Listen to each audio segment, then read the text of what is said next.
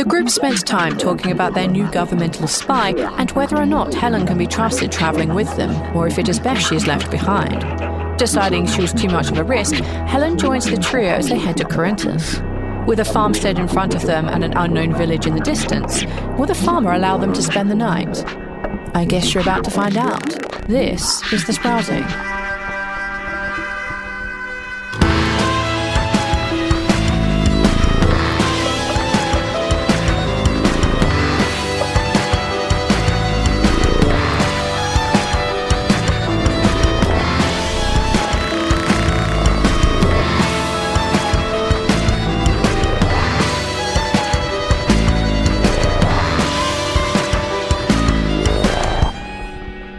Chapter 4, Stagnation Disturbed, Part 1. The door quickly flies open and you see that there is a slightly older looking woman.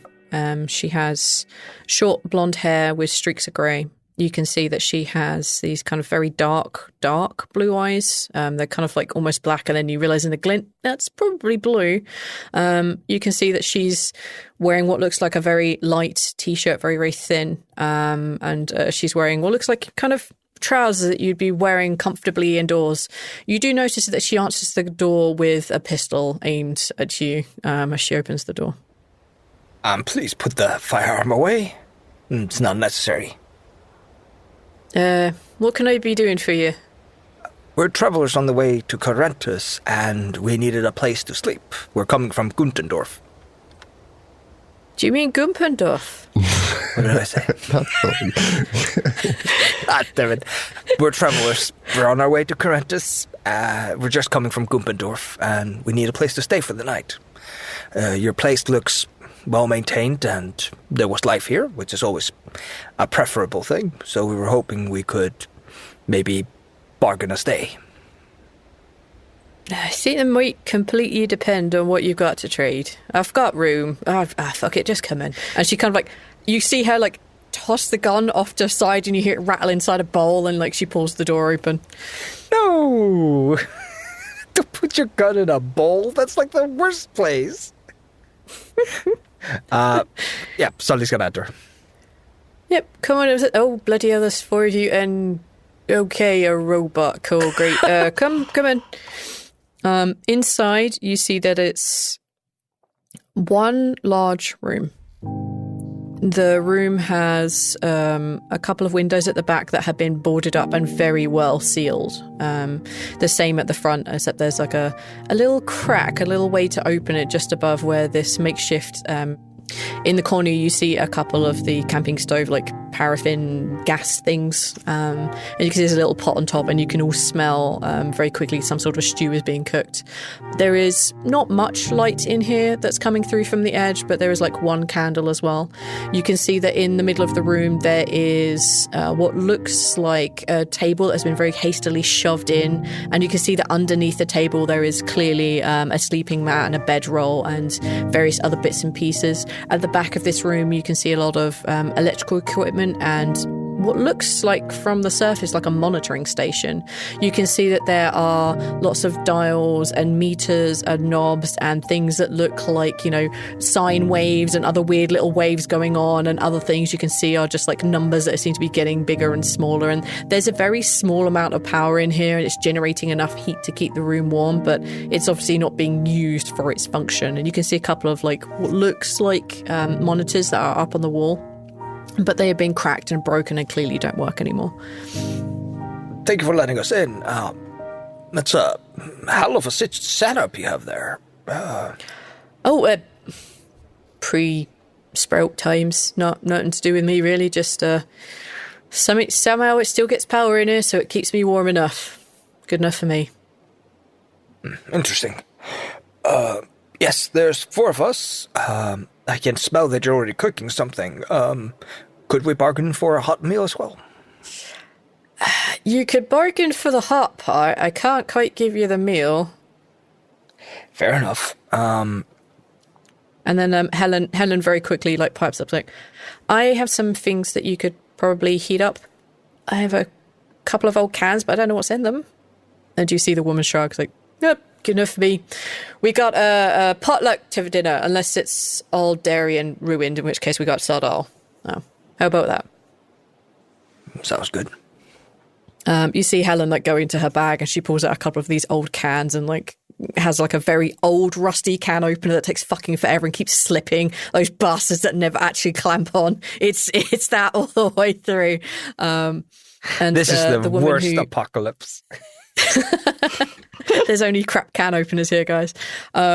Yeah, you see the woman, she kind of like sits down in like one of the chairs around the table, and you know, there are enough chairs for all of you and a couple of extra as well. You can see that there are old computer chairs that obviously would have been at the various desks, and there's a couple of hanging around. Some of them partly broken, some of them aren't, but they will suffice. She gestures to the many variety of chairs that are around that you could use to pull up to the table. So, what do the travellers like you do heading up towards Corinthus? Cold season's already over, so I'm sure it's not for waterproof skins. Psychology. Is she probing us for information, or is she making small talk? Go for it. Sorry, guys, I don't want to open up like this, but we're on a super secret mission. Aye, it's a normal success. She seems to just be giving you small talk. She's probing you for information to see if you're secretly bandits or if you're secretly cult. Like, she's curious that maybe she's let a threat into her home, but like her gun is in the bowl by the door and you guys have sat down and offered her food, so you know what, fuck it. We're traveling to find somebody. Don't know them by name, so it's going to be a little bit of a difficult one. Oh, yeah. Them sometimes the breaks, isn't it? We don't get to choose our lot in life. We just have to deal with the hand we're dealt. Yeah, very much true. So, why didn't you go stay up in Nodap? A lot of people just travel on from here before they stop. To be completely frank, we're traveling with a couple of unseasoned travelers. Speaking of Frank, what do I call you all? I'm Sully. Ralph. I'm Lark. Canoper, it's me, it's Helen. Hey. My name's Della. This is my place. Nice to meet you, Della. Thank you for having us. You're most welcome, Ralph. I don't get a lot of visitors, and quite often the ones I do, I just have to shoot on sight. So, you know, nice to meet people who are immediately like, please, Mom. Very, very polite of you. It's got some big points there. Lucky me. Yes, to answer your question, we're traveling with unseasoned travelers. And as such, I'm trying to keep them in the elements as little as I can. You just suddenly hear, damn it! And like one of these cans like partially like sprays open as it goes. Like, I'm fine, everything's fine. It's great. Love my life, love it. I see what you mean. Yes. And as such, I'd rather... It just isn't fun sleeping on the road. So if I have an excuse, I might as well find a warm place with good company. Yeah. I remember my mother, when she got to a certain age, it was like, nope, I'm sleeping indoors. I don't care what I've got to do. I'll walk through the night if I have to, but I ain't sleeping on no floor no more. So... that comes with age. She looks at you and nods like, yep, I can tell. Quiet, you. I earned this limp. What about yourself? Are you alone out here, or... I heard whinnying, so you have horses, but... I've got a Ziz. Good sturdy horse, yeah. Otherwise, I've got a partner. He's off out doing his thing, and, you know, he'll probably be back again at some point. And I got friends that come by here and there and whatnot, but I try to be a focus, a home for people who are a bit lost, so... And what do you produce? Do you farm? Horses don't make a lot of usable products. Well, No, they make a lot of manure, which, helps the farmer up the road, and I do like being a bit free out in the wild, so at least in the places that are safe, that I try and keep safe anyway. No, I go out to No Dap every now and then, scavenge what I can. There's an old garden centre they've got up there. They've got fuel for flamethrowers and such like, so occasionally I go up there and top up my flamethrower, make sure my ground's cleared, do bits of that, this and that, trade with people who pass by. I did notice that you guys seem to burn a lot of your ground. Is that how you keep the pests out? Pretty much. I learnt it from, funny enough, Corinthus. They tend to scorch a little bit around, at least the part of it that isn't covered in snow most of the year round. Helps to keep the plants back a little bit. It's not foolproof, but it's a darn sight better than not having it. So I tend to do that. It's not a we, by the way. It's a me. Are you the only one who burns their ground around here? I'm the only one who lives here most of the time. My friends come and go as they please, and my partner's pretty much the same. Speaking of the farmers up the road, and Sully's going to go into one of the side pockets of his bag, where I'm assuming he's stored just like one bag of safe seeds. Yeah. And he's going to put it on the table. These are fresh seeds from a burrow, never tainted by the sprouting. You'll probably get a bold. How about we just say they're seeds, and I won't assume you're fiddling me. All right. No, yeah, I mean, that more than enough covers your stay here, and I can make trees with the farmers down the road for you if you're ever coming back this way, but I mean, this is more than staying here for the night. Just make sure it goes to a good farmer. These are quite rare at this point. Yeah. So, just pick your customer very particularly. Are you for real just giving these me?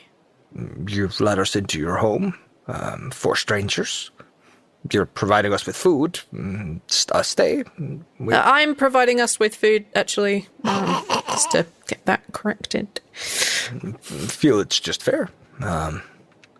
What I'm imagining is this is like 1/10 of what he got out of the vault. It's a very small amount from what you got, but it is still like a lot for people who have seeds. Like she clearly doesn't believe that they are fresh out of a burrow. She wasn't born yesterday, but like she's happy to take them. Let me roll convince. No. Oh, okay then. My home is your home. And she looks over at the three of you and then looks at Helen, who is still like struggling to open the last can. Yeah, you're home too. Just anytime you're passing and I'm still here, you're very welcome to come stay. This is very generous of you. Not at all. We need to spread untainted seeds as far as we can. I hope the farmer is a good man and will allow others to use seeds that he grows. Yes, yeah. They're good people over there. That's all we hope for. I don't think Sully has much more to talk about. He's gotten his what he was looking for, which was, happy to get some place to stay. Place to stay, and also getting some untainted seeds up in the north, which is great. Yeah. Della sits there and she's like twiddling her thumbs a little, and she says, "So, how does someone end up with a robot like that?" Bit of luck, I guess. What kind of luck? Come on, there's got to be a story around this. You can't just leave me hanging on this. Yeah, Ralph. Where'd you find that thing? Odie came with the burrow, and I've known him for a while. Don't see a lot of them around, but... No, I don't think I've seen a drone since I was a pretty young lass. Blimey. So, where... Is this burrow one of the, most known ones, from the collective or anything? Or is it a new one? No, we're pretty That's a really quiet. dumb question, because you don't know if it's new or not, do you? That's a ridiculous question to ask. I'm sorry. We keep to ourselves mostly. I try to set up stations for the drones to land and such so that people can use them if they find them. There's a couple communities that all share one around here and there, so Whoa. gives Odie a place to charge on the way back from long trips if he ever has to make it back to the borough on his own. You know, I wouldn't be surprised if this place has one. It's constantly topped up with energy, and I don't know where it's coming from. And as far as I can understand after a couple of years of being here and reading through various manuals, which admittedly I couldn't quite read 100% of, but I kind of got the gist of it over a time when you got subtle else to read. But this place used to be some sort of meteorological. It measured the weather and the earth, and maybe that sort of place would have somewhere to charge your drone. I mean, I don't know what half the shit does, but I know it used to do something like the earth. Sorry, that's quite vague, but I also don't know what the fuck it is. I can take a look and see. Odie's charged up for now, but would be a good option. I'm not sure I have anything out this way. You're very welcome to check as long as you don't stop all the, the power and that not coming in, because I do quite appreciate being warm. Is it just you don't have to run a generator or anything? She shakes her head and she says, as far as I remember what my love said, he said, it looks like the power cables go deep into the earth and then it sods off somewhere else. His words, not mine. Interesting. Infinite energy glitch. All right. Well, I appreciate you. Well, it would be interesting to know a little bit more about this place. I'm not going to lie, if you can find something out about it. But if not, don't worry about it. Would you like to take a look at it, Ralph? Sure. Ralph will stand up and walk over to the computer stuff and take a look at everything, not really touch anything too much just yet. Interested in the power, where it's coming from. I know how I assume my borough gets power. I don't know how that could be happening here. Yeah, like you notice that there are a couple of panels on like the lower sections of this like monitoring station, and yeah, you can see that there are little displays that are smaller than like the big monitors that still have information coming through, even though it's really dusty and very cracked and very difficult to read. But you can see it has like numbers, and you can see that there are lines moving up and down, and they have different place names all over as if they're like studying different things. And you notice like, yeah, like there's wheat and temperature. Sorry, that there is wind and temperature. And there are like vibrational energies. Oh my god, what the hell is it called? Seismographics. The earthquake meter. Seismographs. Thank you. You can see that there is obviously what's like a seismograph to you, and yeah, it's a lot of information is being displayed, even though it's like on quite low power. You notice that the bottom panels of this have occasionally been, and fairly recently been, opened. You can see by the screws that they are kind of a little bit like damaged, and you can see there's lots of scratch marks in like the very old paint that are there. So you would assume if you want to look further at it, you'd have to take some of these panels off, and it's fairly easy to do if you want to. Yeah, he can do that. He's gonna be extremely careful before touching anything, and he's not ripping guts out of anything, but like he will take a look at them. So yeah, he'll open up panels. You managed to like open up some of these panels, and as you do, you realize that you are looking into a rat's nest of cables, all of different types, and you definitely recognize like data cables. There are like old style printer cables. There is like the newer style cat cables that are like shielded and well insulated. You can see that as you look like at the back that there is definitely massive power cables coming in, and they do seem to be coming from underneath. And as you look further in here, there is what looks like a 10-foot drop into something below.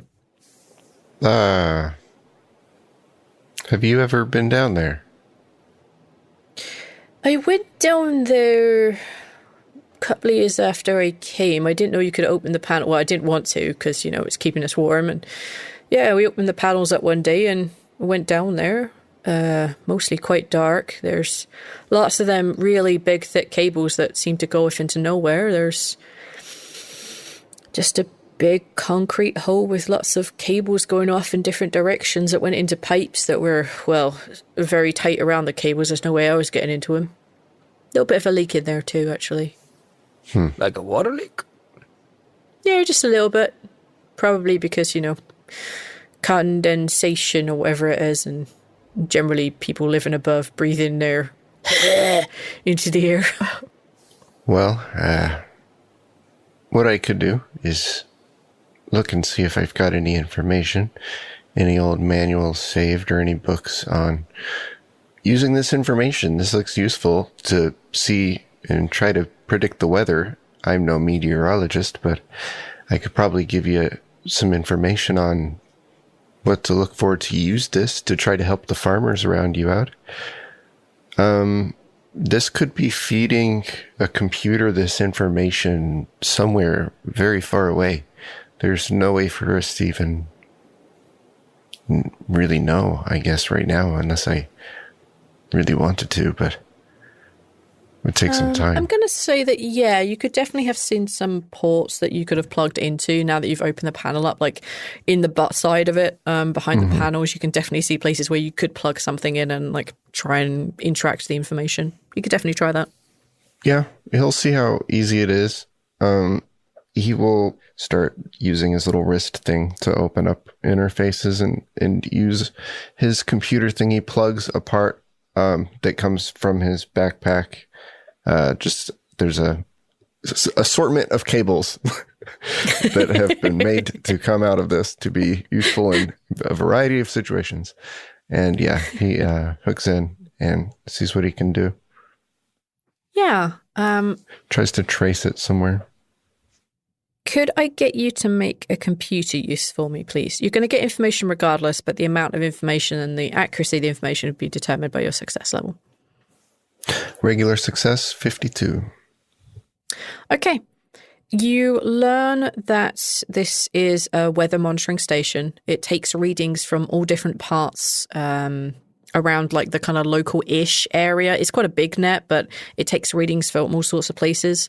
Probably about 2/3 of the equipment has been damaged, so it's coming back with like null reports. But the things kind of roughly in this area, and you kind of get a very quick like overview of like there's nodes here, here, and here, and you can kind of work out that they're close-ish to this area. All seem to still be functioning. Various things like, temperature reading, atmospheric readings, pressure readings, humidity, all the good jazz that you would expect to need if you were trying to predict the weather. Yeah. All this information is coming in from different points all across this like local area, and those seem to still be mostly functional. You can tell that this information is coming here, and it should be being fed into a monitor with like lots of graphs and kind of like AI assisted, like, hey, I think it might rain tomorrow. I think in 3 weeks you may have a big snowstorm. Like, it's supposed to have that, but the monitors for them are severely damaged, and you'd have to replace them to be able to get that through, unless you have something very similar to devices that you have. Yeah. Other than that, you don't get anything else. Okay. I share that information. So this is basically the hub for all of that. This right here, if these monitors were in working order, you'd be able to see information from more area than just this tower. Oh my. So if I got someone who was like pretty good at computers and got them to replace one of those big square black things, monitors, it could actually be quite useful here. Yeah. I'll have to keep an eye out, but I obviously don't carry anything like that with me. Well, these monitors are pretty big. It's probably a bit big for one person traveling it around for no reason, but I've got a Ziz outside, so I know places that have them in no dap, so I can probably go pick one up tomorrow, actually. And I think one of the farm lads up the road, she might be able to help me out and put it up. Her brother's much more of a whiz on the computery bit. I think between us we can probably get it set up. Thank you so much for letting me know what's happening here. Yeah, no worries. Good bit of use all this could be to some people, so I'll help with whatever I can, figure it out. If you have your replacement parts in maybe 3 or 5 days' time, we're probably going to swing by here on the way back to Gumpendorf. I think one of the local farmers would be more than happy to come out and help, but you are definitely welcome back on your trip back. Not a problem. You came from Gumpendorf. You were up with the coven? We had to pass through. A friend of ours wanted to go there, but that doesn't sound like it has a happy story. It's not. Let's not get into it. No. Understandable. You are more than welcome when you come back to see this place operational. It may not be working as intended, because this is not really my cup of tea, but if I could be helpful in the bigger scheme, thank you very much. Sure. We'll try to get you enabled to where you can be that help to everyone. From the other side of the room, you hear the sound of something being cooked in a pot. Not what Della was originally cooking, but Helen has cleaned it out, served it up, and is starting on the third or fourth can of things that are heating up. And she says, "Ralph, does that feed anything else? Is it just here?" I know that this place can see all of the towers. I'm not sure if anyone else can. I saw a dish on the roof and I thought maybe. I mean, it might just be for TV. Okay, cool. Good to know. And she turns around and is tapping the table absentmindedly, just tapping out her thoughts, just yeah, that's the thing. She's clearly storing this place and what it could be in the back of her mind. By the way, I think Lark is helping Helen just make food. They're not just sitting around doing nothing. They managed to crack open of the 4 cans that she opened, 3 of them were pretty okay. One of them was a can of oh my god, what was it? So we call it cocktail fruit. I don't know what else. Yes. Oh yeah, I know what you mean. Fruit cocktail. Yes, thank you. Cocktail fruit, same thing. Yeah, she has a fairly big can of fruit cocktail and is serving that out along with all the juices. And yeah, it's not as nice as when it would have been fresh, but in the sprouting world, things are preserved a little bit longer, otherwise you'll immediately starve. So yeah, it's kind of okay. One of them was just immediately yeeted out the front. It was just vile. That is not meant for anything else. And yeah, there's a couple of things to heat up. There's a couple of there's 2 cans of vegetables, 1 peas, 1 carrots, and the other is kind of some sort of lentils. It's it's enough to make an okay meal for the 4 of you. And that plus the fruit cocktail. What would your dish be doing? What direction is it pointed, V? That dish, wouldn't it have to be pointed, oriented in a relevant direction? It's pointed at the skies, Neil. Aliens. It is not pointed at the skies, Aethel. It is pointed almost directly north, but not quite. It's a little bit northeast. Just a tiny bit east. Okay, so kind of Corinthus. No. Okay. It's kind of it's not pointing at Corinthus because Corinthus is definitely off to your northeast, east kind of area. Okay. Whereas it's directing almost directly north with a tiny little bit of a tip towards the east. Okay. I'll point that out. Could I have one of you make a psychology check, please? In fact, any of you can do this, it's fine. Not Lark. No, my psychology is great. Yeah, I'll roll it. That's normal success. You notice that when you say that the dish is pointed north, where might that be pointed at? Sully, you definitely notice that there is a bit of a reaction from Helen as she's kind of serving people up, just kind of a little skip of a plate. It's not massive, but enough to be oh, okay. Oh, shit. I'm gonna have to sleep with one eye open. She's gonna go to a fucking computer and tap out a Morse code to the goddamn government. I'm gonna take the message by birds. That homeless guy is here, and he's really, really messing with everyone. He gave this lady such a dick. I think he's mad. I don't think his brother's real. I'm not homeless. I am a traveler. There's a difference.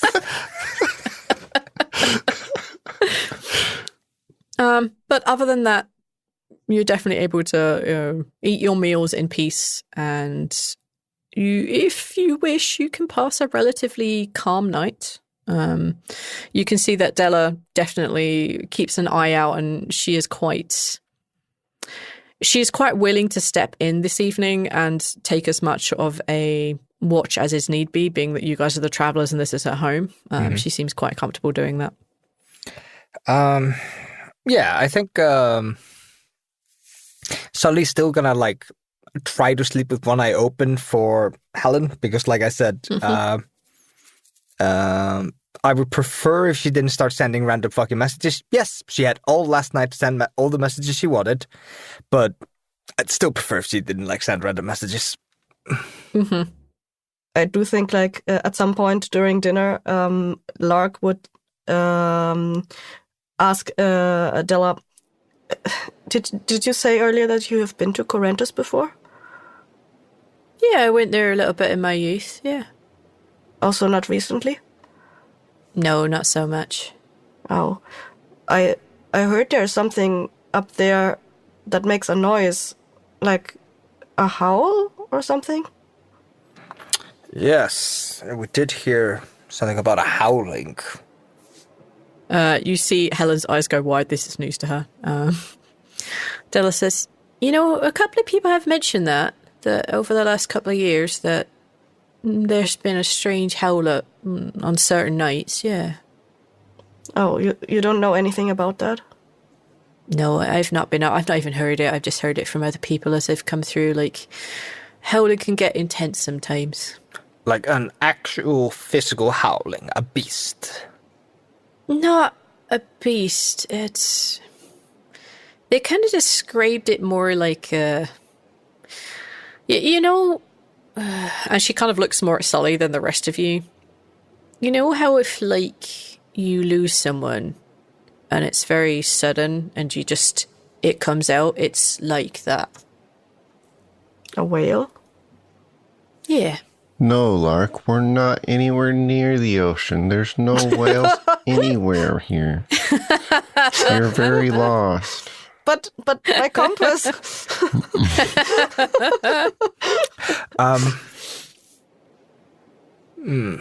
That's not good.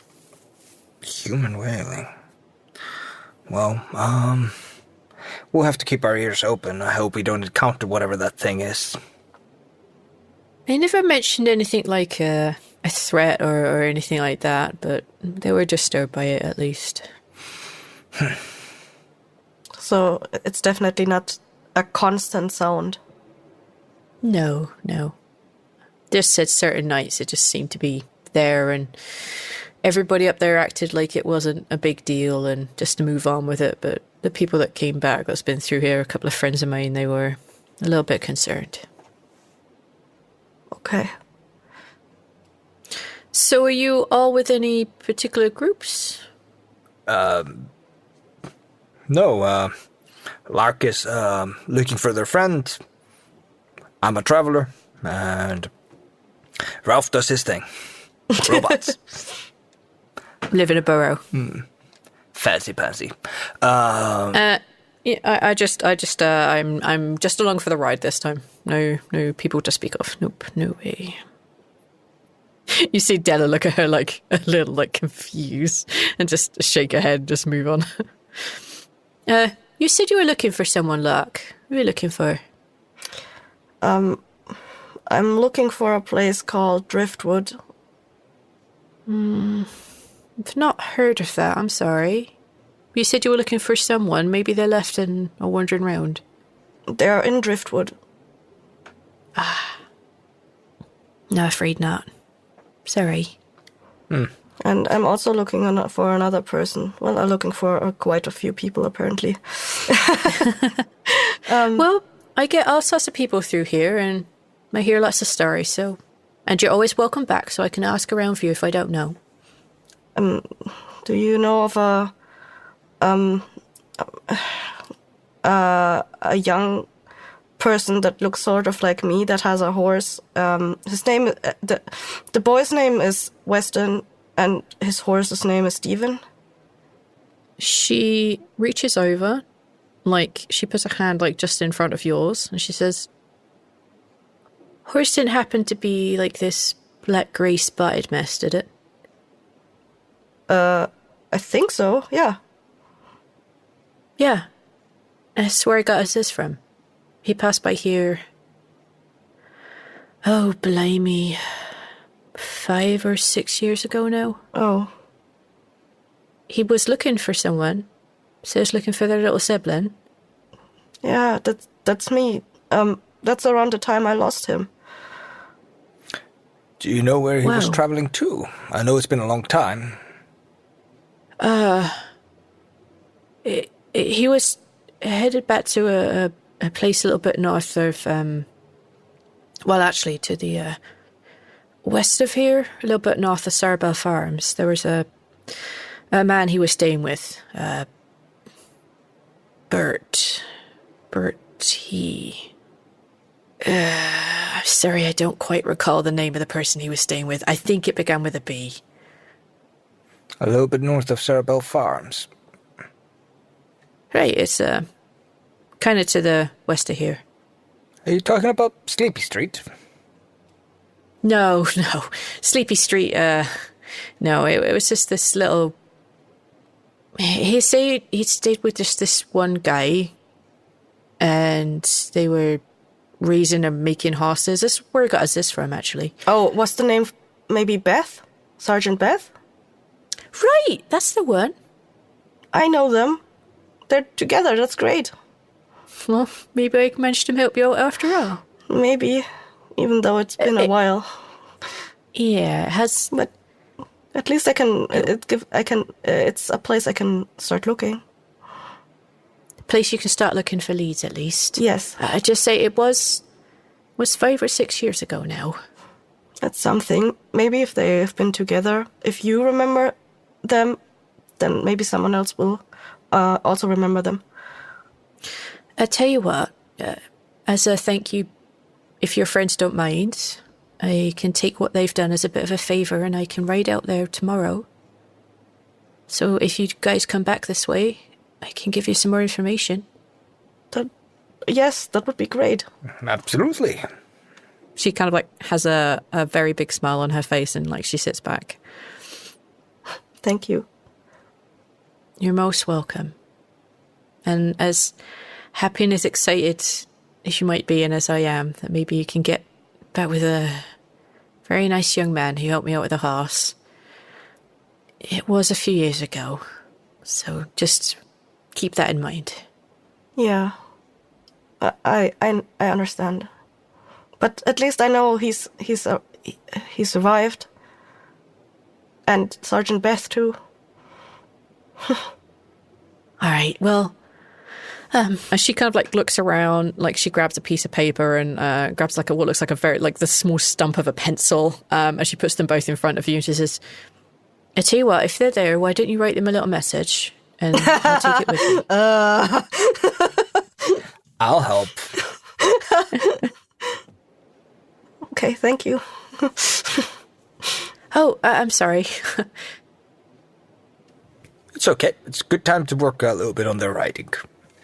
Once you guys have finished writing out the letter and practicing how to write and what the words are and what they spell, she kind of folds it up and she puts it in like a little protective thing and she slides it in what is obviously like a little travel bag.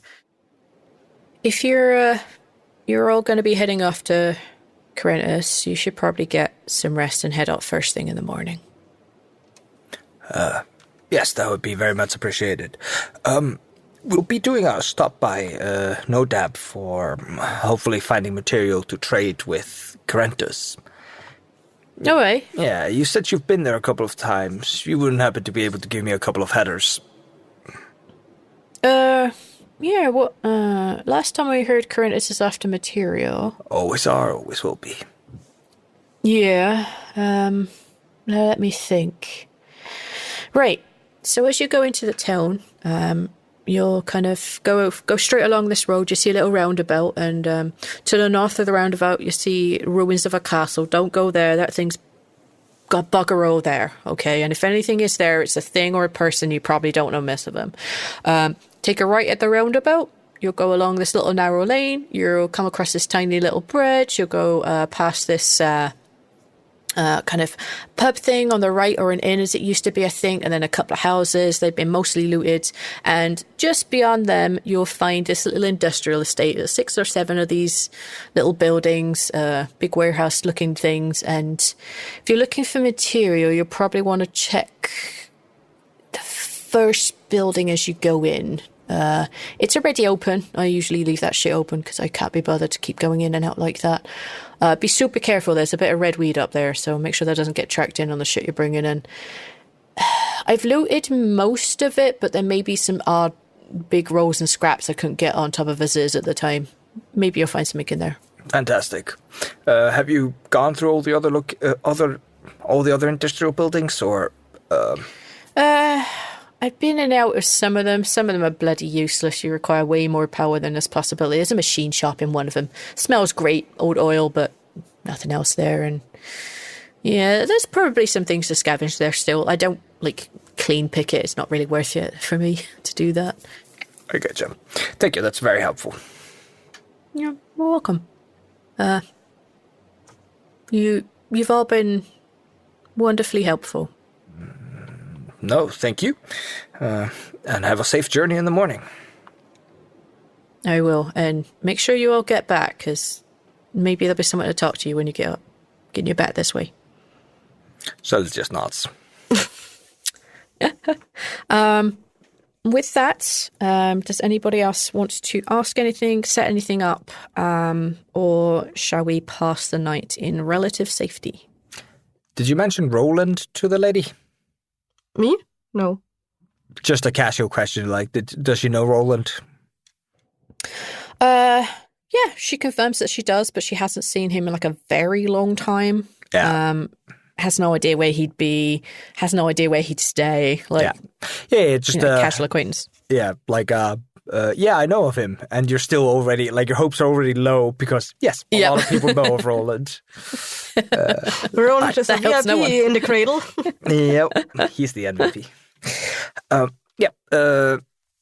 than that, I think Sully's happy to, with the information he's gotten. Lark, do you choose to dream or do you choose to rest? That depends. Would Sully have given Lark the new channel number thingies for? I think you would Bree. have gotten them. Yeah. I don't see why Sully would keep that from you, and getting that to Bree through a dream is probably the best fucking way. It's probably the most secure way of doing it. Yep. Was there anything else that we needed to give to Bree? No, you just need to not spill all the beans. Beans, spill them, Cassia. Beans, spill them. We love beans. Beans, lentils, legumes. Sully is being a nightmare to travel with. Just causing problems and arguing with everyone. Just tattle on Sully. Yeah, it's Sully, right? Bree, take him back. He's awful. Sully's preaching this, what do you call it? Honesty shit. I think it's only fair. It's getting us into problems. Yeah, I think Lark would choose to dream for one to get in touch with Bree, and on the off chance that there's a wild Roland there somewhere. Yeah. You open your eyes. The sky above you is a very dark shade of purple. Ahead of you, you see through thick leaves barring your vision. You see there is a large wooden building. It's really big. It's 3 stories high. You can see the windows have shutters on them, and you can see that all around there appears to be this kind of like pale yellow snow, maybe? It's just... No, not like that. As if the world has been slightly tinted yellow. You can see that there are shadowy creatures with long tentacles and big smiling mouths moving around. And you become aware that you are unable to move as you are stuck in what feels like a huge hedge. You can feel the branches and the leaves and the stems and the flowers are almost perfectly wrapped around your arms and your legs, and it's very difficult for you to move, let alone breathe. And the creatures are surrounding the hedge, or? The creatures are kind of in front of you. You can't see behind you, but you're pretty sure they're behind you too. They're moving like between you and the big wooden building that you're seeing. Okay. Lark will try to struggle free as best they can. Take a strength for me, please. Is it a normal strength or is it a dream strength? It's a normal amount of strength, please. Boo.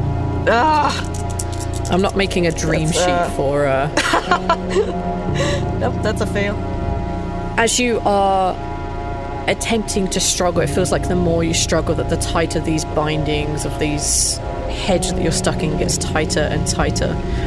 It's extremely difficult to move, and breathing is almost not an option, and for a moment it feels like you can't breathe at all. And then your vision goes dark and you wake up in a complete cold sweat, and you will lose 4 points of sanity. I just want to drain my sanity. Maybe. Shouldn't have failed your strength check. It's all on you. Yeah, it's the middle of the night when you kind of like jolt awake, and you can see that Helen and Della are kind of sitting up, and they're very quietly talking with like a candle between them, that kind of like late night, be quiet, everybody else should be asleep, sleepover kind of talk. They're being like very quiet when they realize that you've woken up. I think Lark will look over to them just sleepily, like, and then just roll over and try to do normal sleep. Yes, alas, unfortunately, because you didn't do so great, you didn't get anything this night. Oh no. The three of you wake up the following morning. Della very quickly says her goodbyes, and she grabs what looks like a much more sturdy attire rather than just the light lounging around the house attire. She grabs the bag that has the note in it, and you then very quickly hear the sound of horses' hooves and a little whinny, and then off along the road she goes.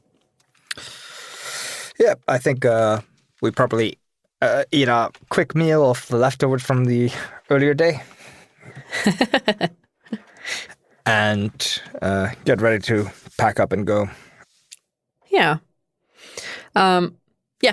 She the four of you definitely able to just like make a quick meal, get yourselves out the door, and make sure everything is closed up properly, and you're definitely able to make your way down the road. And exactly as Della described, as you continue down this road, the fields on the right give way to trees. The side on your left is already been trees, and you hear the sound of rattling.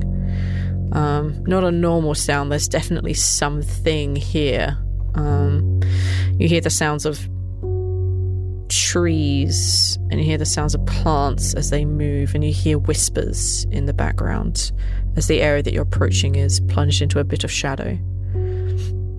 Walking down this road a little bit, you see that there is a roundabout, and directly opposite you, you can see up a little bit of a hill surrounded by trees and a bit of an overgrown but open field. You see the remains of a castle. Yeah, we're gonna ignore that castle, right, guys? We're not gonna investigate the castle, as Fallout 4 would make the quest log say. Does the castle look anything like the one that was in my dreams a few days ago? No, the one that was in your dream a few days ago, when you actually got closer to it with Bree, you realised it looked like it was it was a whole castle, but it looked really fake the closer you got to it, like it was a production of a castle. This is definitely a ruined castle. Mm-hmm. Okay. Yeah, I think we like suddenly like mental notes that weird ass fucking castle. Like, all right, that exists, and then we take the left out of the roundabout. Right. I know exactly where this is, so you're turning right. Okay. The lady said left, but fine. Turn right. As you turn right off of the roundabout, you are funneled along this very, very narrow road. Like you've seen rusted cars before, it looks like it would barely fit down here. On one side of you, there is a very big wall constructed of stones and bricks that have been like put together, and this was an old world construction. You can see there's lots of vines hanging over it and ivy and such like, and you see the odd like kind of slightly higher up the hill and ahead of you see this like large green cactus looking plant that seems to be the size of a beach ball that's inflating and deflating. You kind of get that sound as it's beginning to like move along the road in your general direction. On the right hand side you can see that there are kind of like that tiny little forest that you had passed in order to get up here. You can see that ahead of you there is what looks like a bridge. It looks whole, although covered in undergrowth and covered in plants and vines. But it looks whole, and ahead of you you can see what looks like, a village. There are kind of very tall buildings on the right hand side, and on the left hand side there looks like, well, we would call it a bus stop. Like a kind of little sheltered area in the middle of fucking nowhere, with a big kind of like empty lot behind it, filled with the odd like abandoned car. What do you want to do? Wait for the bus. No, we're not waiting for the bus. Slap.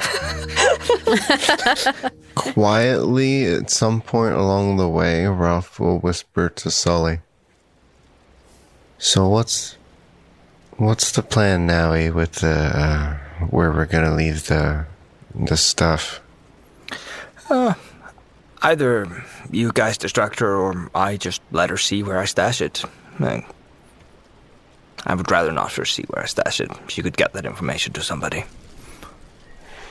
All right, just making sure that that's what you're gonna do here, because gotta do a good job at that. Yes, do not worry. I know these places. I know all the little corners and the places that usually never get looked in. I've been doing this for a very long time. Yep.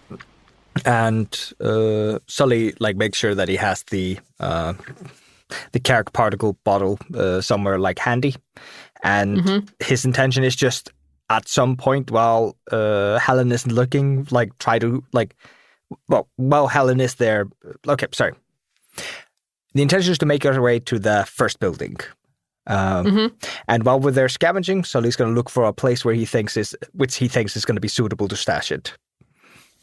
The first building, i.e. in the industrial area that she's talking about, or in one of the buildings that you're passing? She did say the houses that we're passing are mostly empty. They would probably be good to like hide it in. I'm going to give you a little bit more where you are. So as you approach the kind of little rundown bridge, which is like, covered in vines and whatnot, looks sturdy, doesn't look broken like the other one, and it's like over this tiny little flowing, like babbling brook. The kind of giant cactus thing that was like in the middle of the road making this loud waka waka noise is like partway up the river now, like along this, partway up the Brooks bank. It's like you could step across this, but obviously cars not going to want to drive across it. That kind of like a little stream.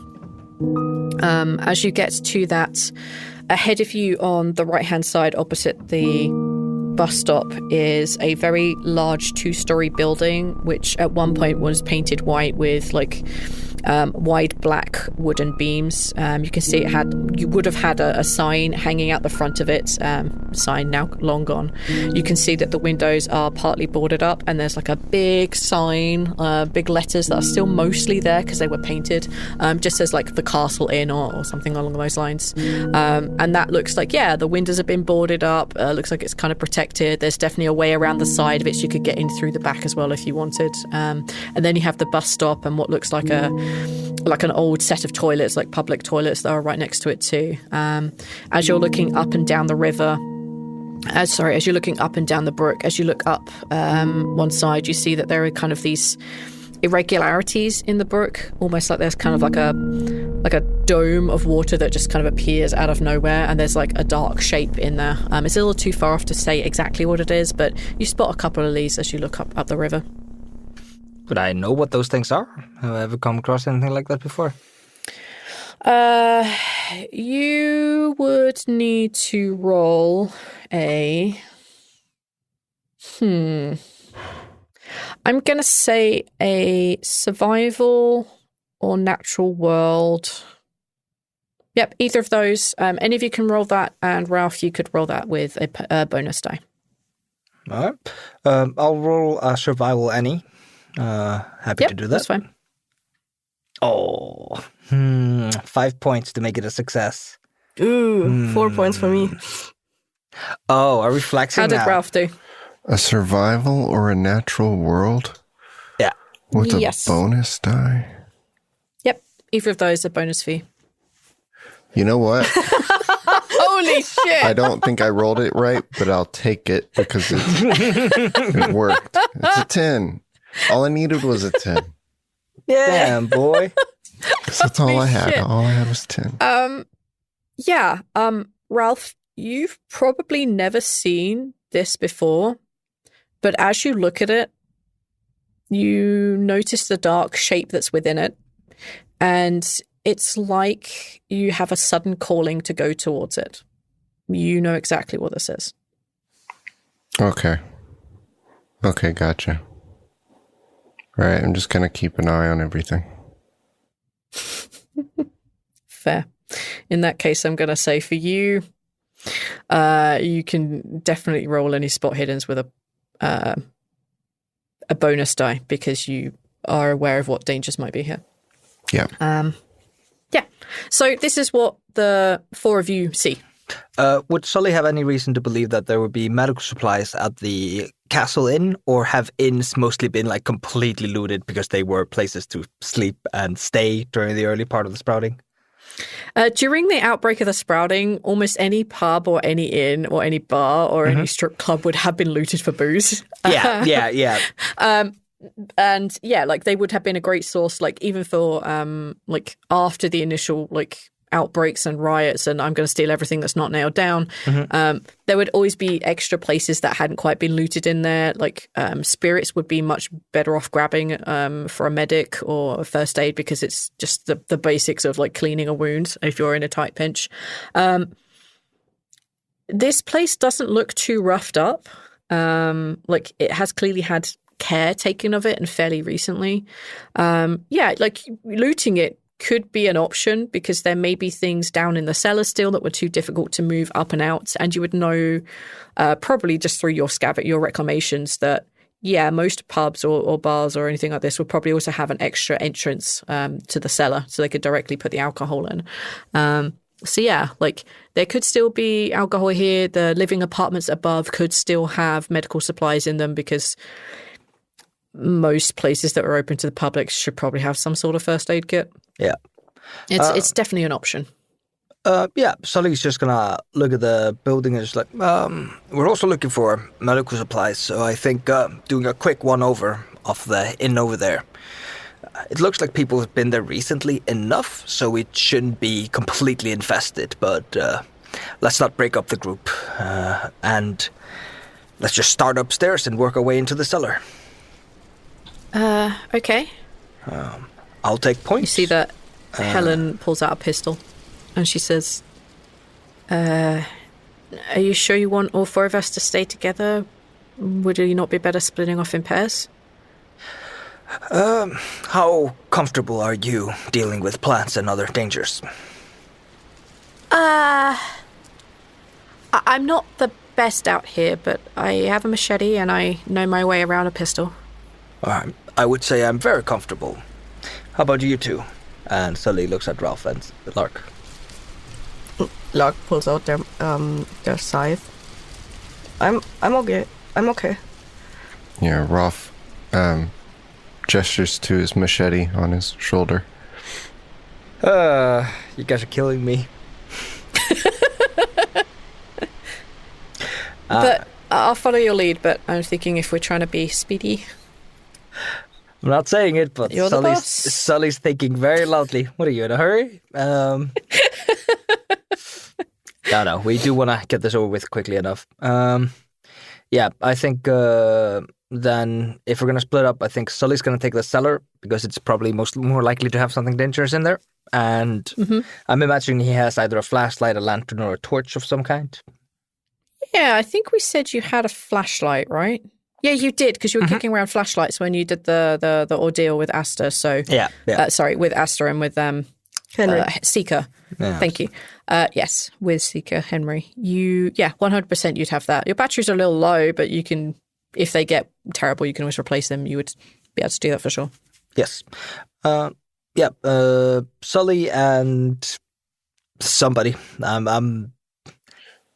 Where's the threat that I determined? If you're going towards the inn, it would be like behind you. You would have to cross over the little bridge to get to where the inn is, and it's Okay, we're moving away from all that. It's not. Yeah, you're moving away from cool. that. It's not a massive distance away, but it is like you're not stepping into it. Okay. Yeah, I'm good to go wherever then, as long as we're staying away from all that. Mm-hmm. I think Sully's going to choose to either have Lark or Ralph with him, because that will give him a chance to hide the thing. I thought I'd be going with them. Okay, that's fine. Yep. You said you were whatever, boss. You said you were quite competent. I thought you would be able to be the point man on your group. She realizes, like, all over her face is written, Yep, you got me, you prick. All right. Sully will take Lark, and Helen can be with Ralph. Yeah, no problem. The entrance to the cellar, the kind of like alcohol entrance at the front, is out the front, and it's they're pretty okay metal hatches, and you can, with a bit of a kick, get whatever was tied around them, and you can very quickly open them and head on down. You open it up, and there is a strong smell of death and decay that comes out from this cellar. It isn't good. For Helen and Ralph, who are, I'm going to say, probably at the front, because I think that's probably the easiest way to look how to get through. And like the door is locked, but it's like you could jam it. You could definitely break into it. As soon as like this loud creaking of these hatch doors being opened, Ralph, who is right by the door, the entrance to the main part of the inn, you just hear a sudden like kind of yelling from the inside, and then you suddenly hear like a couple of thumps on the other side of the door, accompanied by a voice saying, "Shit, no, don't come in here." Helen very quickly raises her gun. We didn't expect anyone to be here. Well, good. Then move on. This place is taken. Claimed. Don't come in here. Claimed, is it? Yes. Yeah, my friends and I are extremely well armed, and if you don't believe me, don't test us. We'll shoot you. Just move on, and there won't be any trouble. By the way, Lark and Sully, you probably are aware that this happened because you're close enough that you could hear someone yelling. Mm-hmm. I think as soon as Sully hears the yelling, he's gonna like start making his way back upstairs, back around to where they came from. if there's somebody threatening to shoot things and stuff like that. It's like, no. Lark is following. Just move on, and there won't be any trouble. I'm imagining Sully walks around the corner. Is there somebody in there? Yeah, they're boarding up in there. They're not wanting anything to do with anything we've got. Sorry, didn't know there was somebody in there. We're not looking for any trouble. Are you guys okay? Do you need any help? We're fine. We'll be fine. Just move on. You don't sound fine. You sound very agitated. Have you had I enough am agitated. water and drink? No water, no drink. There's no alcohol here. It's all looted. Sounds like they have a lot of stuff. We're not looking for alcohol. We're looking for medical supplies to bring back to Gumpendorf. They're running kind of low. Then try the pharmacy up the road. Yeah, they have one of them. Go up the road. You don't have to lie to us. You can just say that you're not willing to share. It's fine. I'm not willing to share. Fair enough. Please move on. That's a bust. And Sully just kind of rolls his shoulders like, all right. Somebody's in a building before you. You don't go knocking down doors. You just let them fucking do their shit. So it's a good way to get a bullet in the back. Helen, re-safeties her gun. Just puts it back. How long have you been staying here? 6 months. Yep. And you can hear the sound of a big thud against the door. That you can almost hear the slide down and the thud as someone obviously sits on the floor back to the door. I'm gonna quietly go to Sully and describe the horrible smell that I think Sully missed. What was the horrible smell? I'm sorry. Death and decay that he's just in there swimming in. Yeah, when you guys open the hatches, you just get this waft of vile smell. Oh no. Death and decay. It's permeating around the building now, so you can smell it. Oh shit. That makes sense. That's not good. Yeah, Sully's just gonna quietly go well, I mean, he may have some animal carcasses that he's slowly chewing away on. There may be just a bunch of dead people in there, and he's just happy to live amongst them. These inns were often, no, wait, 80 years ago, there's not gonna be death and decay. Yeah, they're friends. They don't have voices, but they sure do have a lingering presence. Yeah, they sure do. It seems like you're not okay. Look, I'm not okay, but you should just go. You should leave Nodap and don't look back. Don't stop to eat or drink. Just leave. Did the red vines get to you guys? I heard reports of them. No, not this time. Please, let us help you. You No, clearly look, have had... There's nothing you can do for me. The moment you open that door, I'm a goner. And I'd rather die as myself than something else. Would Sully have any idea what this is a reference to? Yeah, you might have heard of this parasite that can sometimes take over people, and that makes them do weird things and they disappear after that point. They're kind of losing their memory, but you've never seen it, and it's kind of one of those if you take this, you could suffer from headaches, diarrhea, nausea. It's one of those, it could be 100 different things. Yeah. All right, friend. I don't know what he has. I don't know if we can help him. Have you been outside yet? No, not for a couple of days. I haven't seen the sun for a bit, and it helps. But I've only got so many supplies, and I'm just gonna run out anyway. No big lapses of memory or anything. Got them in bucket loads. Have you been taken over yet? Only in the sun. You know what this thing is? Yeah. Yeah, that's not a great situation you're in. So, what are your next steps? I don't want to join those up the river. Up the river? Yeah, I saw them from the window. Look, there's apparently medicine I can take, but whatever it is, I can't get to it. I don't even know if the pharmacy has it, or if there's even anything left there. No, you'd need to get something specific, I think. Yeah. Well, whatever you do, we can't really help you right now, I don't think.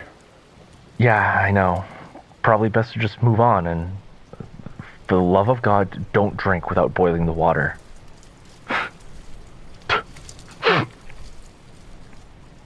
Fucking idiot. Give us a minute.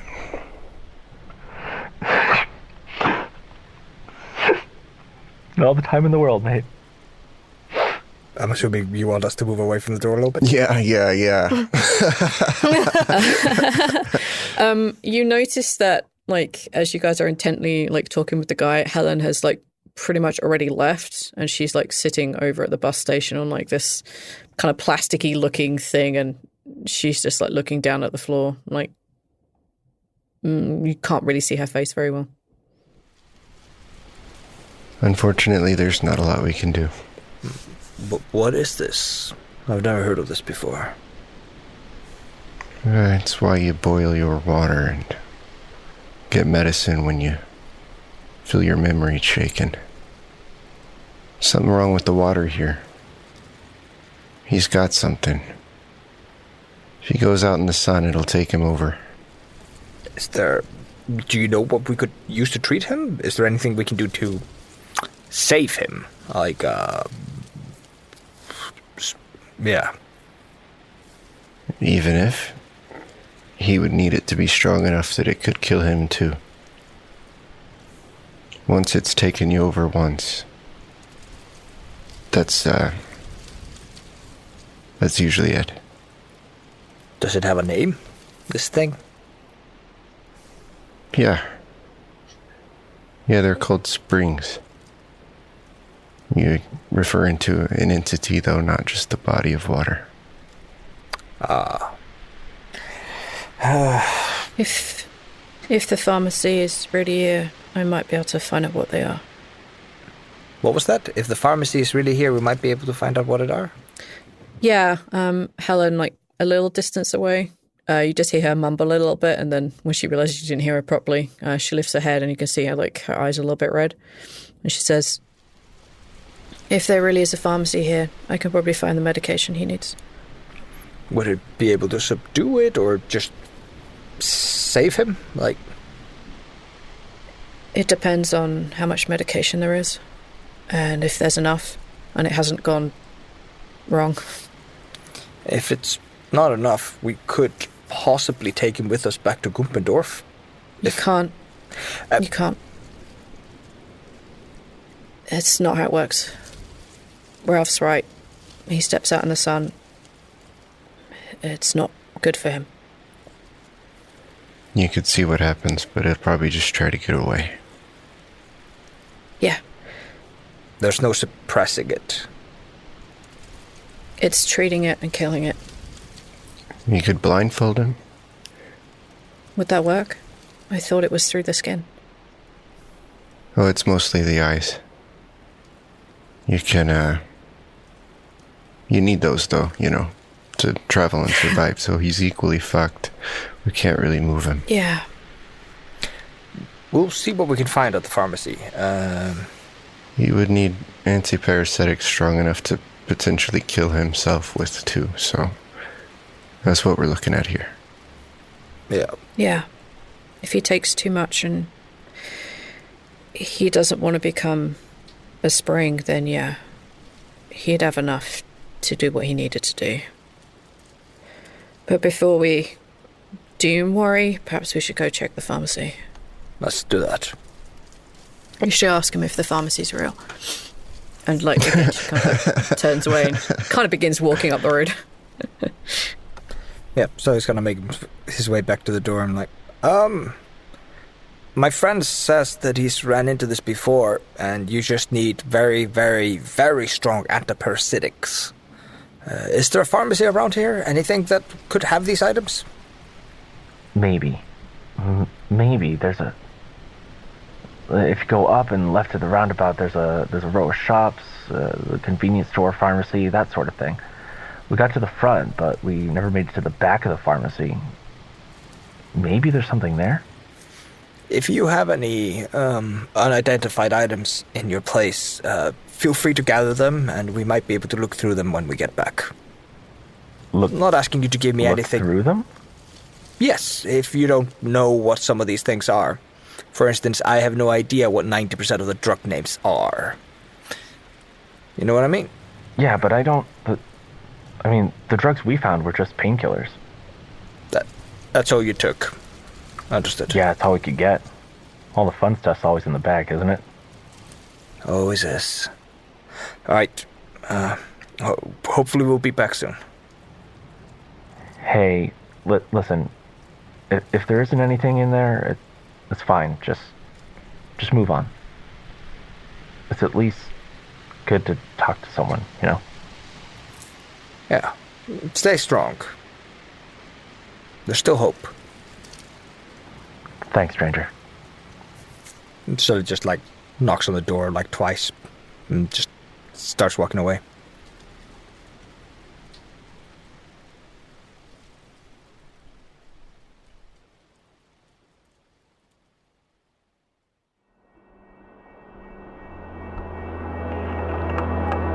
Footnote: Lark at stern.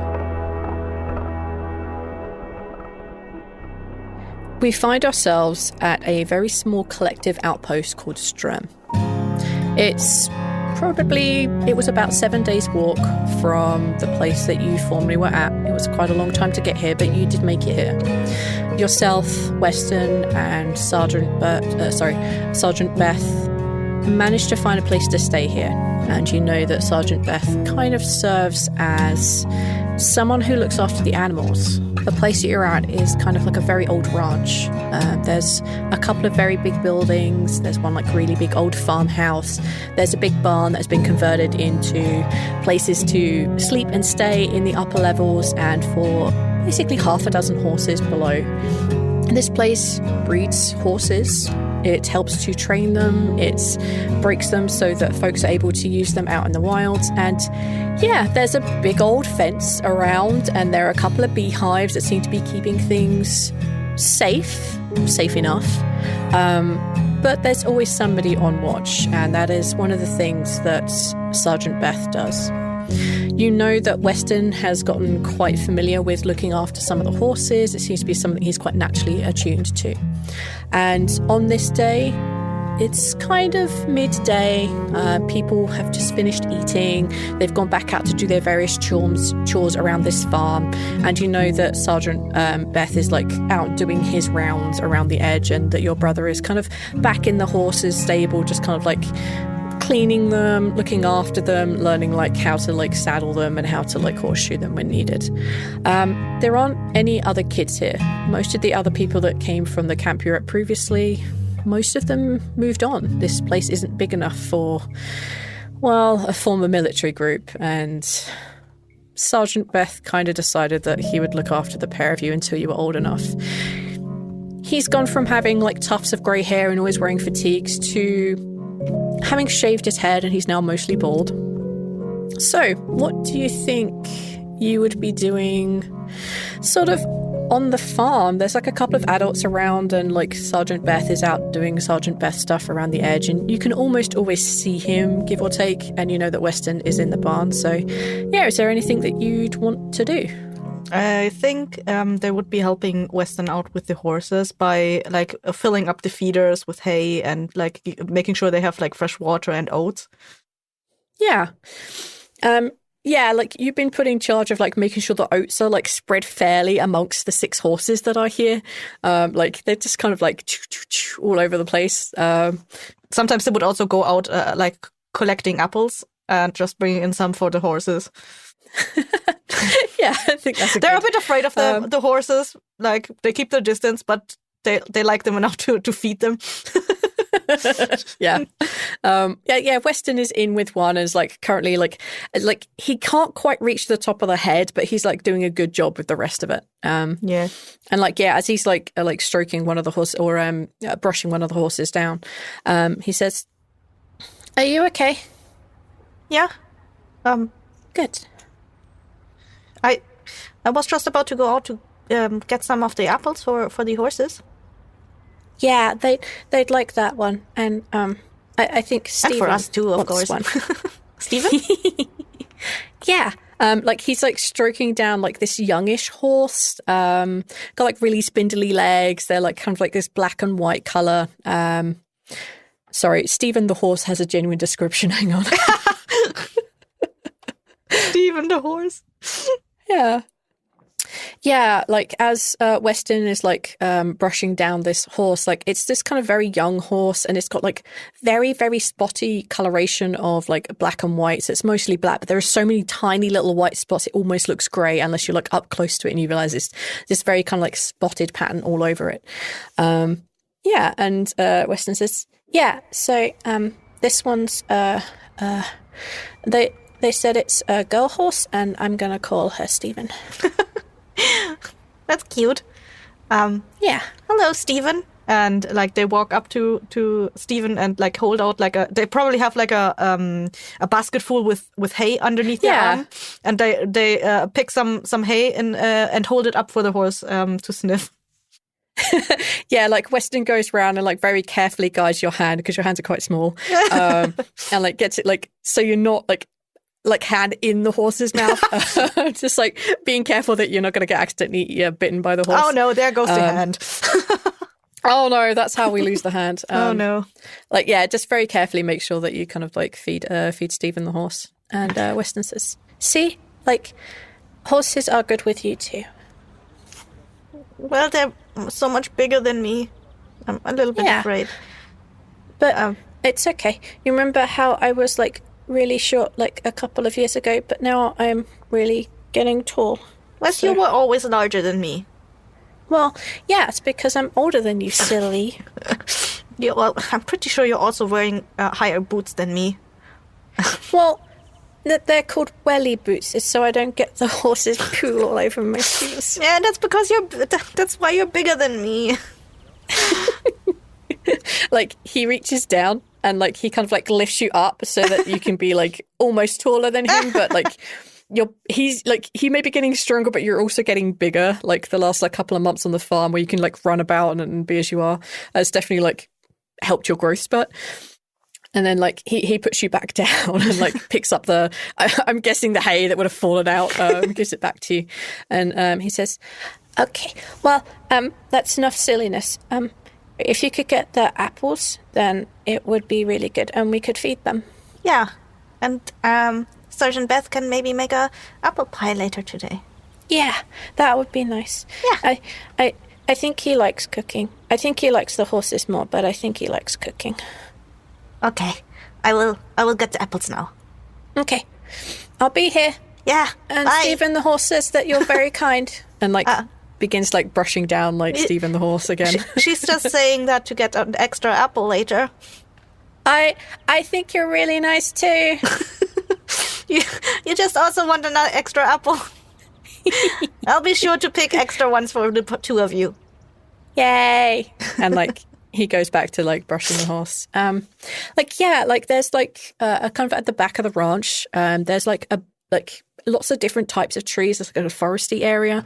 And like, yeah, there's kind of like apple trees and pear trees and peaches and cherries.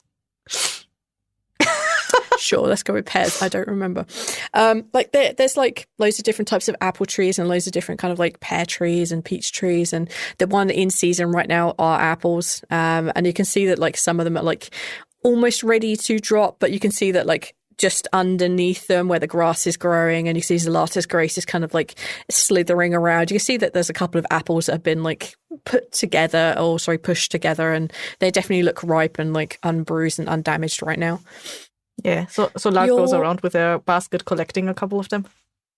Yeah, it probably like takes you a little while as you're foraging for all types of like other berries. Like Sergeant Beth had shown you a few. The old man who runs the house, like he's shown you a few other things like gooseberries and such like. And just like between them, they taught you like what kind of things to take, and like the other old man who lives here, like he showed you like what kind of nuts are safe to eat and kind of like mushrooms and such like. And you've definitely gone out and done your foraging.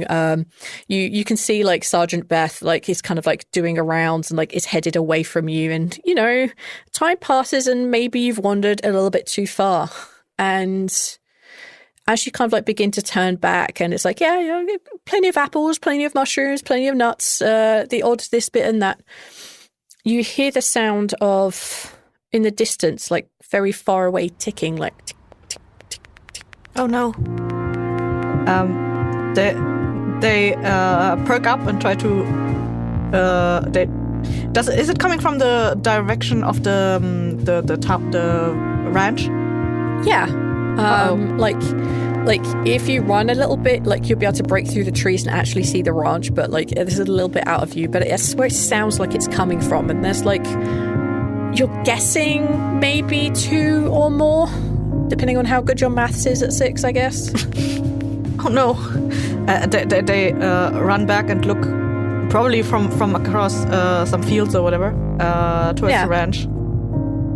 Yeah, you see that like in the middle of the ranch, like between the farmhouse and the barn, you can see that there are like 2 very tall kind of silvery looking trees that have like these brown like cuts across them, and you can see the roots are like quite big on these ones compared to some others that you've seen before, and they seem to be like pulling themselves forward. You can see like at the very top of the protuberance, you can see that one of them has that kind of like reddish open mouth ready to absorb something, but the others seem to be like very difficult and very slow in their movements compared to like the other one, which seems to definitely be like, yeah, I'm good to eat, yo. Yeah, that's kind of what you see as you're beginning to approach.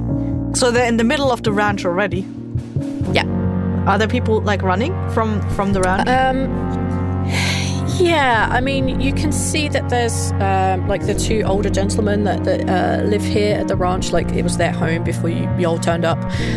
You can see that they are kind of like beginning to like sprint away from the plants in the middle. You can actually see one of them has like headed off in one direction, and one is headed off like almost in your direction, like whatever it was the plants got between them as they were running, and they just split up and gone in different directions. But that's all that you can really see. You can't see inside the barn or anything like that. And Weston was in the barn, right? Yeah. Between me and the plants, where's the barn? Like, is it like on a straight path, or is it some ways to the side? It's a little bit to the side. So, okay. Like, let's say like forward and on your left there is the barn, and forward on your right there is the farmhouse, and in between those are the kind of the trees, the hollow's crest that are there, and they seem to be going after both the 2 older gentlemen. You can see one of the other like tree-like plants things is kind of like slowly like waddling its way towards the barn.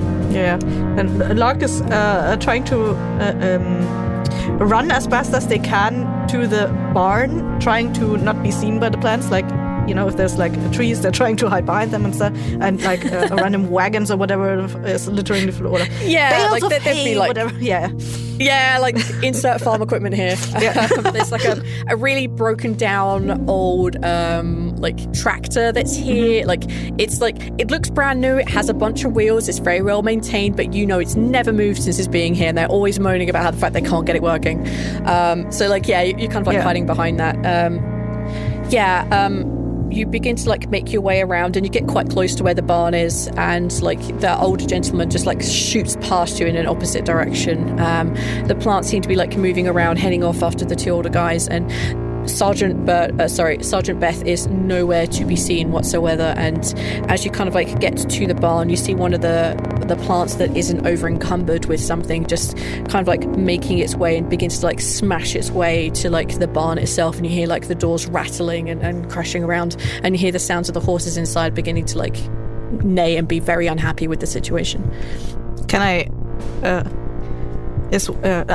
They're gonna scream out, Weston, where are you? At this point, like the plant that was like breaking its way into the barn just kind of like turns its entire the plant that's like beginning to like smash its way into the barn. You see the roots begin to shift and move and like make their way in your direction instead. Oh no. They were behind the barn, right?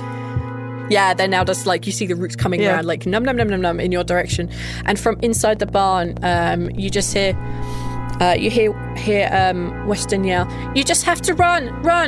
Weston, you have to come out! Quickly!" "I will, but you have to run. We have to save the horses too. You have to run. I'll find you. Just run." Okay.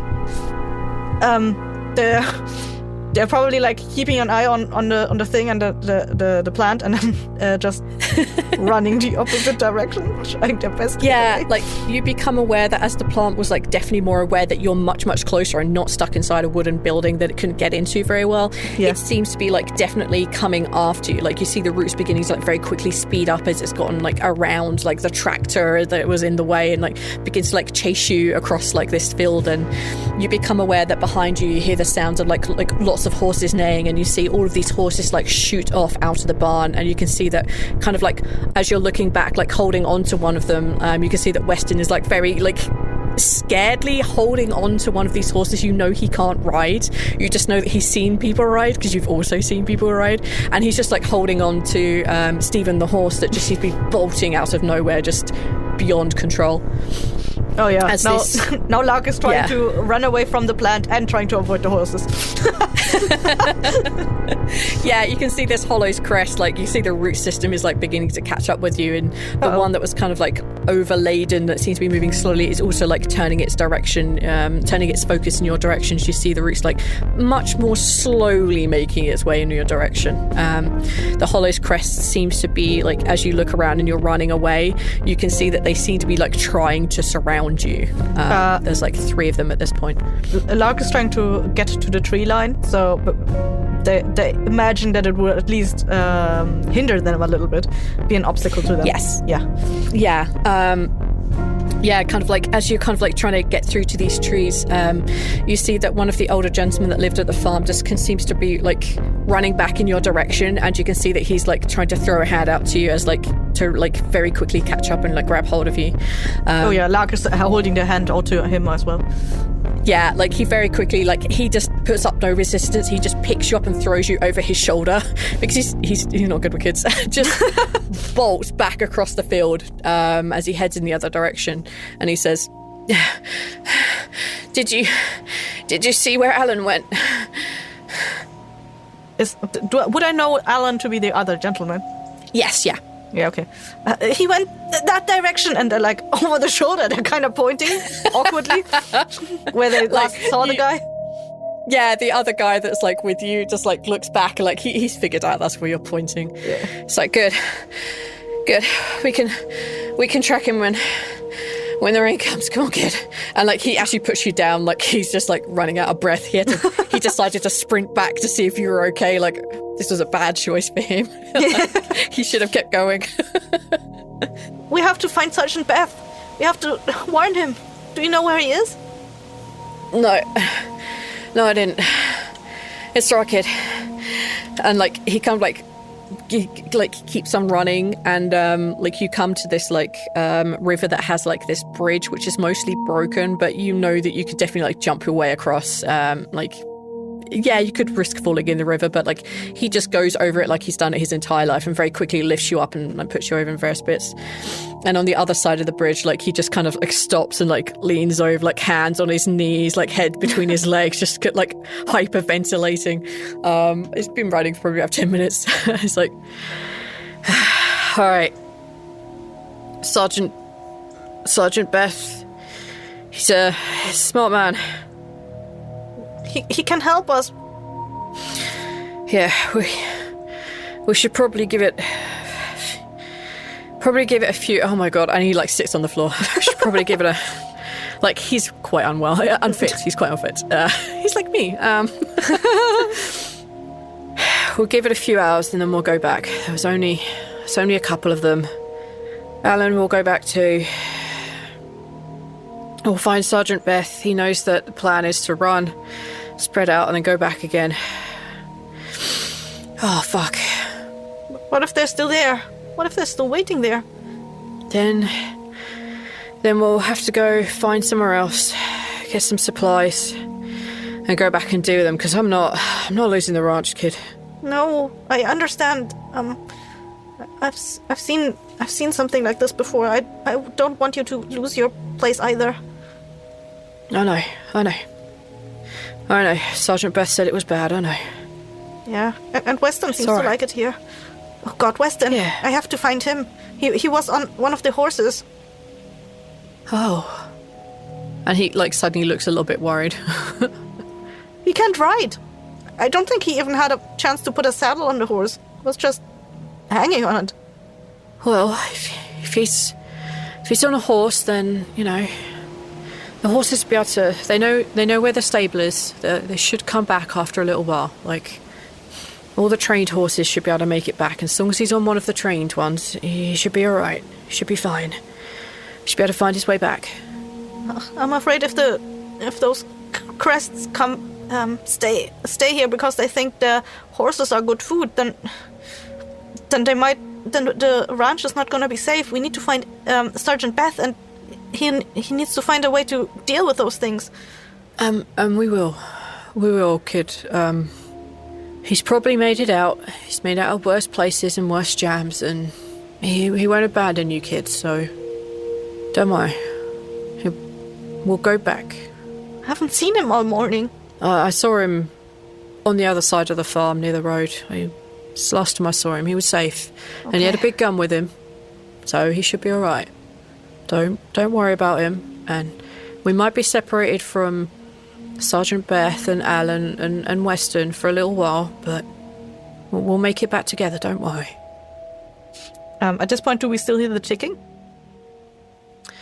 You don't. You don't hear any ticking around. But you do spot there are some other plants that are kind of meandering around. You can see Zelata's grace is in the undergrowth and it seems to be moving. And off in the distance, you see this really bright green, prickly looking one that looks like what we would know is a big bull cactus, but giant.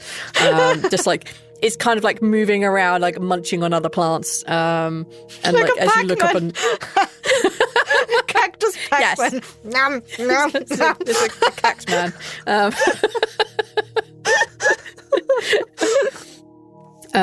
Making its little waka waka sounds as it goes along. The gentleman that you're with stands up and he sweeps his long dark hair back and kind of begins to nervously tie it into a ponytail. And he's like, all right, we'll spend a couple of hours on the bridge. We're going to be safe here. And then we'll go back to the ranch and we'll see what's happened. All right? Are you sure this is safe? Well, so this kind of river, and he walks up onto the bridge and steps over a giant hole, picks you up and puts you in the middle of the bridge, and leans over the river. He says, "So this is a very big, very old river, and sometimes this river's filled with a lot of salt, and most plants don't like salt. It dehydrates them and makes them sick." If we drank this water, you wouldn't want to drink this water, would you? It's disgusting and filled with horrible stuff. And what do we always do with water? Cook it. Exactly. We cook it until we get those bubbles and all the steam coming up. Good bubbles. But plants don't have that. They just have to deal with this horrible water and the fact it's filled with all that horrible saltiness. And haven't got a way to deal with it, and they don't like crossing it. Now, sometimes they do, if they're big and strong, we're big and strong. Well, I'm big and strong, and I could get across this river. I could swim on it, but you're a little bit small, and you probably couldn't. And some plants can, some plants can't. But what if the plants use the bridge? Well, in that case, we're going to run even faster, aren't we? And he kind of like leans on the bridge and like has that 1,000-yard stare of like, fuck me. But whenever we see danger, we run and we scatter. It keeps us safe. Yeah. As long as we know where to meet back up again, we're safe. And we're going to meet back up at Strum. We're going to meet back up at the ranch, if it's safe. And if not, then I'll take you to another place that Alan and I know is safe. But there's only a couple of them. They've probably moved on. We just need to give them a little bit of time. Don't worry. I guess they're just plopping down on the side of the bridge and like looking in the direction of the ranch, just like hoping that maybe someone else will come by. Yeah, that's kind of like this slightly older guy with like the long dark hair. Like he just kind of like sits on the floor, like legs akimbo, just like he's done. He's fucking exhausted. Hello, and thank you for listening to this episode of The Sprouting. You might be able to tell in the episode, but it's absolutely killing me leaving the meteorological station like this. I know there's something more going on, but I can't. Without out-of-charactering it, I cannot dive into it much deeper. So, until we can manage to get back here, I want to thank you all for listening. And if you are interested in listening to more Sprouting, there are early releases now on Patreon. So, if you join our Patreon, you can find a tier that will give you access to an episode early. I also want to thank Kirana Axe for the name Della, and I want to thank Derps for the name Aziz. And I want to thank Rhys for the voice of Man Behind the Door, who will get a name soon, I promise. If you stick around, you will hear the ad for the Monsters Playbook, Monster of the Week actual play RPG. So stick around, and if you like what you hear, go check them out. Thank you so much for listening, and have a fantastic day. Bye. This is not only your world. You are not only yourself. These are the players, but this is no game. Introducing Channels, a character-focused Monster of the Week adventure across 2 worlds of weirdness. In Broken River, Minnesota, the world of a late 90s online video game is bleeding into our own.